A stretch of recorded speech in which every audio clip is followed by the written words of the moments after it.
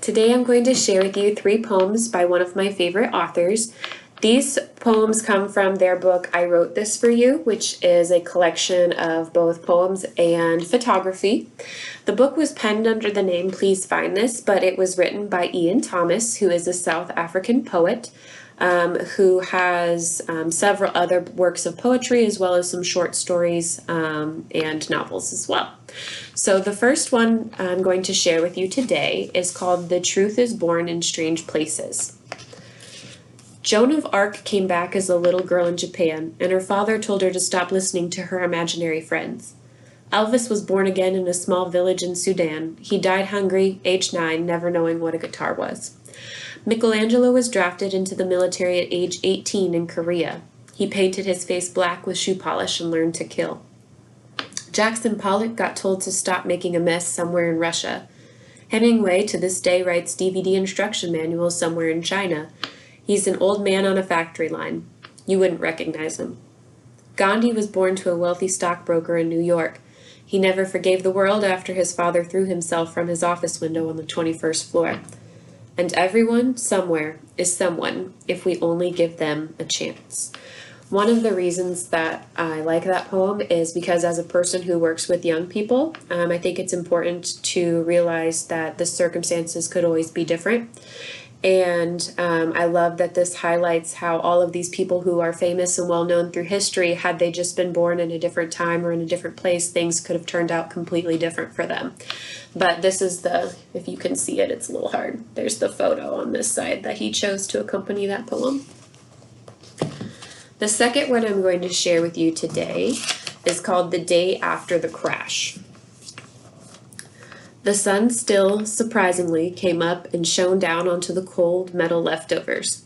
No loud noises, no screams, no breaking glass, just silence and sunshine. You would be forgiven for thinking that this all happened on another planet. It didn't. So,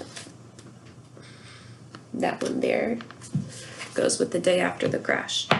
One of the reasons I like that is because when I read it, it makes me think of no matter how bad a situation can be, things will keep moving forward one way or another. So I think it's very relevant in our current situation today that even though things have been kind of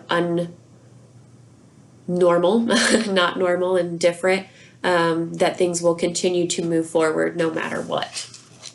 The last one I'm going to share with you today is actually my favorite one that he's ever written. I have all of his books, and this one is incredibly short, but incredibly powerful as well. It's called The Ghost Farm. To you, it was just picking flowers.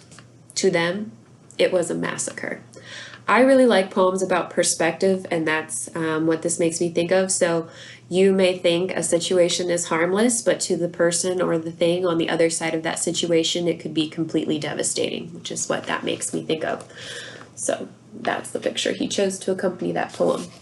One thing I forgot to highlight about this book is that each of the sections is broken up and titled differently, and they're titled Sun, Moon, Stars, and Rain, which hit me immediately because my all-time favorite poem is Anyone Lived in a Pretty How Town by E.E. Cummings, and Sun, Moon, Stars, Rain is a repeating line in that poem. So when I saw that, I was automatically drawn to this book. Iain Thomas has written several other things. He did I Wrote This For You, I Wrote This For You and Only You, I Wrote This For You, Just the Words, Everything You Cannot Say, 25 Love Poems from the NSA, 300 Things I Hope, which is another book that I have I'm going to share a little bit about later. But he's a really great author and writes a lot of really inspiring stuff. So I hope you'll check out some more of his work. But that was 3 poems from I Wrote This For You by Iain Thomas, penned under the name Please Find This.